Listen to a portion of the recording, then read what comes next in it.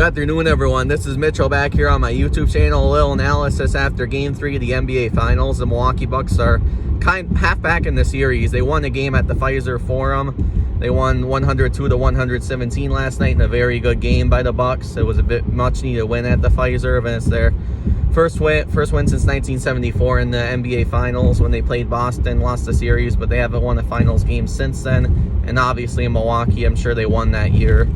Giannis is the first player for a very long time to score 40 plus points in an NBA Finals game 2 games in a row. It's phenomenal, and he kept them in game 2, but he kept them in even more with our performance. Game 3, Bobby Portis hit a couple big shots. Middleton was very quiet till the second half, but Bobby Portis kind of lit up the crowd. And I was at a bar for the first half, at my dad's for the fourth quarter, but yeah, the bar I went to was just they were just really fired up. It was like being at the game and in a way of just watching on TV. I was watching outside by a fireplace, very beautiful view near Lambeau Field, a place called Anduzzi's near where I live. It was a very heck of a time for the first half, and then went to my dad's, as I mentioned, for the fourth quarter, and him and I were at least right. When they pull out Giannis and Middleton at the end of the game, we were already up 11, so it was the right move. It was the right move to pull him out, so they didn't get a risk of being injured.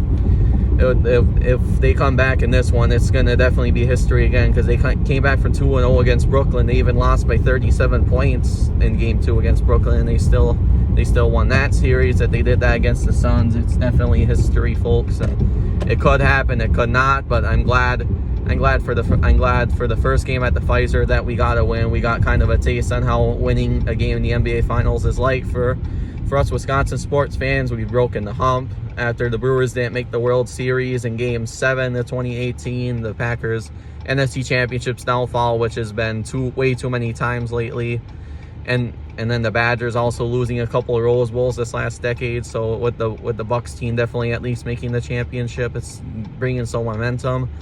I think the next game's gonna be awesome. Chris Paul and Devin Booker only combined for 20 points the entire game, which is very unusual. Chris Paul hit a couple dingers in the second quarter from like 3 quarters out. A couple of them kind of led Phoenix back in the game in the second half, but the second quarter I think was his best performance. And Devin Booker had a couple of big ones, but Chris Paul's biggest performance was in the beginning of the game. But then eventually head coach Monty Williams ended up taking him out, and he knew after a while it just wasn't going their way, so he also took out his starters. It made it interesting for the bench players to play. Giannis's brother played at the end, which lightened up the crowd too. It really gave me the chills. Also watching the game, seeing Pfizer so packed, it's just awesome seeing that. And yeah, my prediction, I think Chris Middleton will win at the buzzer for Wednesday night's game at the Pfizer, Game 4. I think it's gonna be a lot closer. Jay Crowder is gonna come alive. I think he'll really score a lot in the paint for Phoenix, but it'll really come down, and I think Giannis will have a really big game. I don't think he'll make 40, but I think he'll make